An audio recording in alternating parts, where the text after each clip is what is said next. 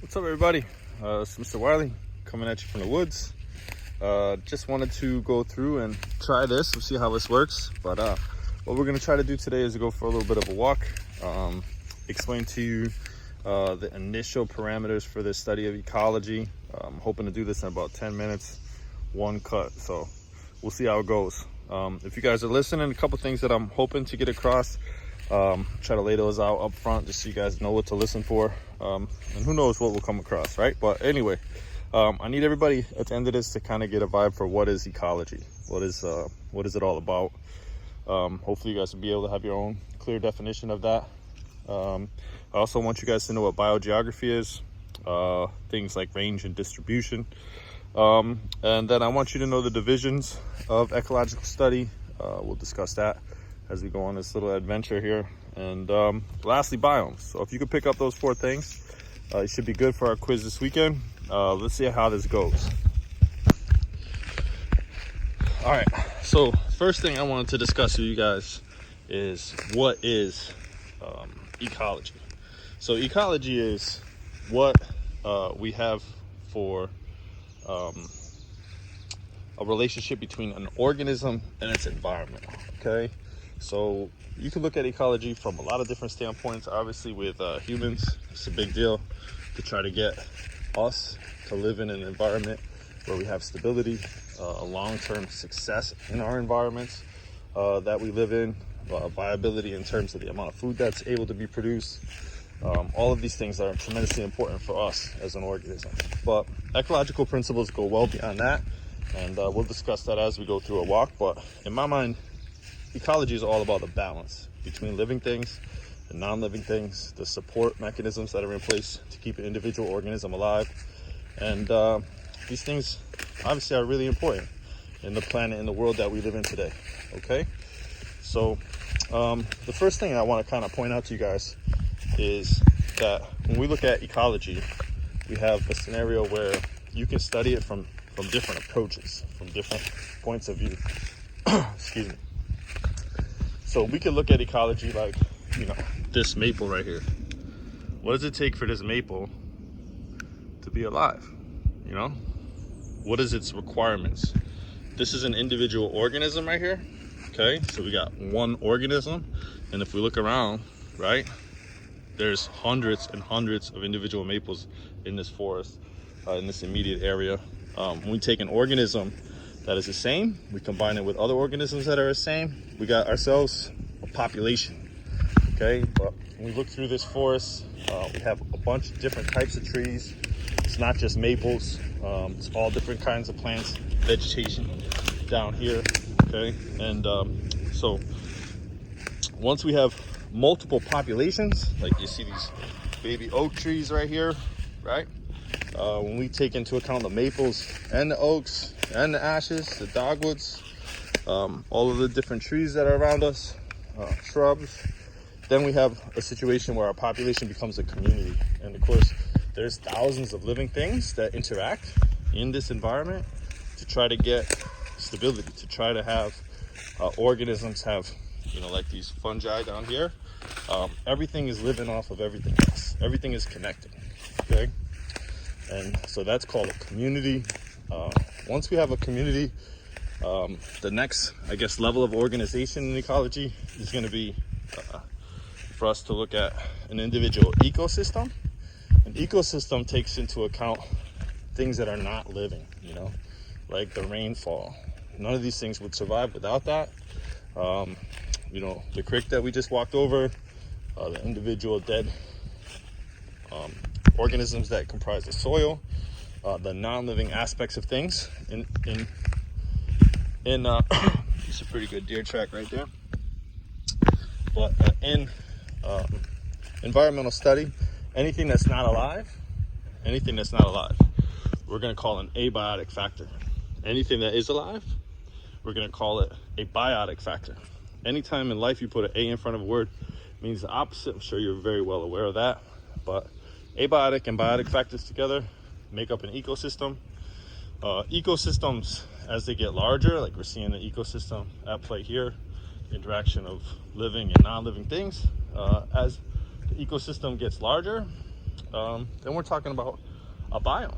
Okay, and if we have an interaction of all of the biomes on the planet, what we're looking at really is what's called the biosphere.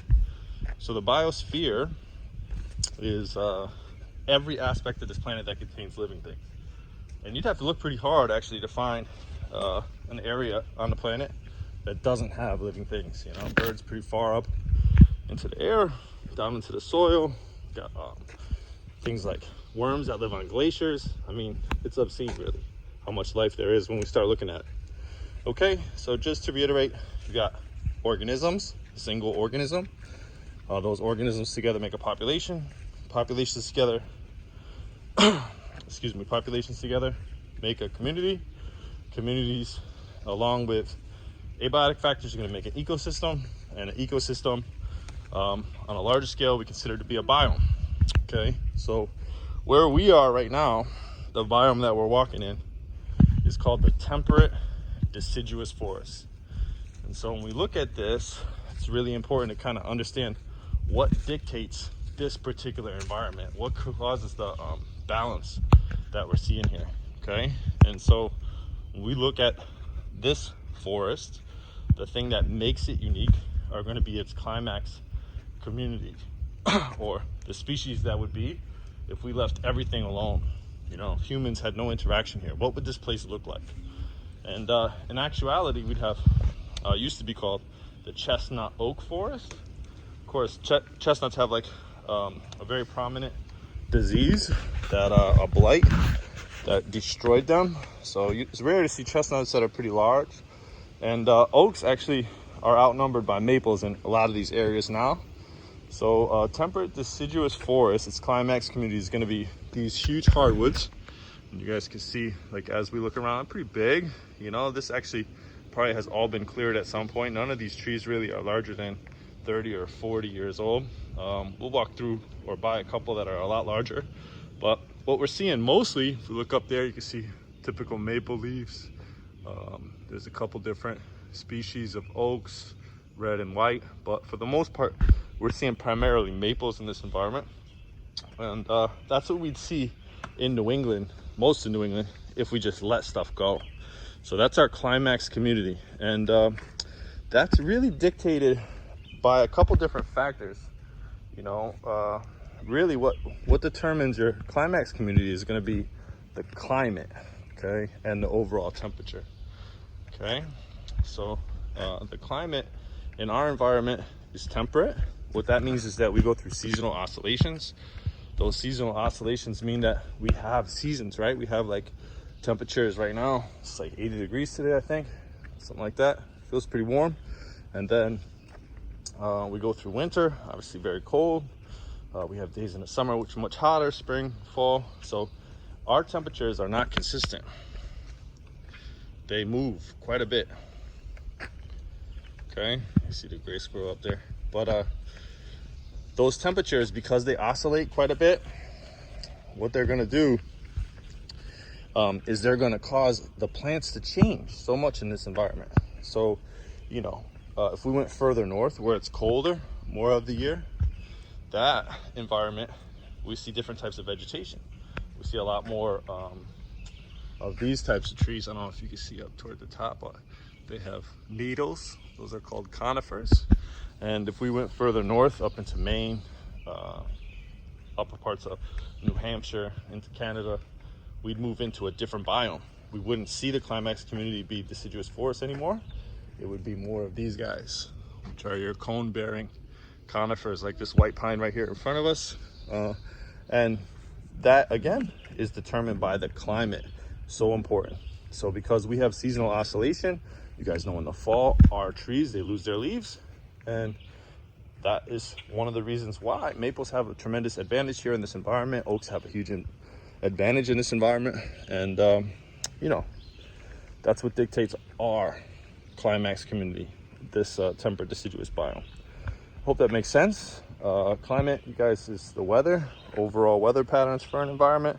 So like I said, us being temperate, that means that we have seasonal changes. A tropical environment, that means that you're gonna have a situation where we have very consistent temperatures that are warm, And then another big part of it is how much rainfall does the area get, you know? It's a turkey track right there. I don't know if you guys can see it, but pretty good sized turkey. Anyway, the temperate forest, seasonal oscillations in terms of temperature, tropical forest, consistent temperatures year round. And then we have rainfall, right? You guys know about the desert already. Desert is a type of biome, very little precipitation, right? And so precipitation also dictates what's going to survive where. Very important part, controlling factor. We call anything in nature really that that dictates what can live in an environment a limiting factor, right? So like what plants live in this area, it's very much determined by temperature, like we've discussed. Soil parameters, very nutrient rich soils that we have in New England. Temperature, amount of rainfall, all of these things are going to dictate what survives here, what can live here, right? If we eliminate the rainfall from this area, these trees, this forest would look way different, right? And I hope that makes sense to everybody. So the last thing here, well, I got a couple things I guess left, but in terms of biogeography, I mentioned that term earlier. I want you guys to know the definition. That is what resides where. And in New England, you know, obviously part of the North American continent, we have unique species that we're going to find here. If we looked at the animals, we got white-tailed deer, we have let's see, turkeys, like I just was showing you, all different types of birds, and these are the organisms you'd find in our environment. Coming into a little open area here. It's kind of weird that we'd find some of those same species, like organisms very closely related to white-tailed deers, moose, black bears, all of those things also be found in Eurasia, right? And so where these things are located in the world, that's called biogeography. And of course, like if we were to, you know, look at these areas throughout the world, you're going to see that areas that support the same kind of organisms, you know, bobcats, white-tailed deer, turkeys, mountain lions, those areas are going to have similar climax communities because the organisms require those abiotic settings. Those abiotic settings, like the climate, are going to control what that climax community looks like and what animals live there. And that concept is called biogeography, right? You're not going to take a polar bear out of the Arctic and put it into a desert. That animal, no way, would have the abiotic support mechanisms in place to be able to survive there. And we know that these animals have evolved, some of them over thousands of years, to be able to fit in and maximize their fitness in a particular environment. Okay, so I think we're pretty close to our 10-minute mark here, a little over, apologies. But I hope I got a couple concepts across. Let me just look at my notes here and try to reiterate. But I hope at this point you guys understand what ecology is. You understand the divisions of ecology. Hopefully at this point everybody has a pretty good understanding of what biogeography is. And you have an idea about the biomes that exist in the world. And we didn't go over all of them. You know, I hope you guys know, like, you know, the chaparral or the savanna in Africa. But you know what creates the biome, and that's more important. You know that if you have an area that has little rainfall and it's really hot year round, you're gonna have a desert there, right? You're gonna have that unique climax community. And the other thing that I want to kind of point out, look at this little guy. That's a baby turtle, right? A baby snapper. Pretty cool, huh? Oh, it's not a snapper turtle. Look at this guy. That is really, really cool, huh? Looks like a painted turtle. And these are aquatic. Beautiful little turtle.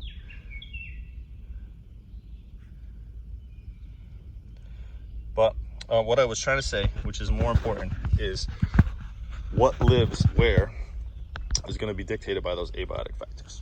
The last thing that I didn't mention at any point while we were discussing things that I wanted to just make sure that I got across to you guys is two key definitions. One of them is called distribution. So distribution would be like, you know that there are deer in the environment. I showed you some of their tracks a couple minutes ago. But deer in the environment, you guys, really, really cool.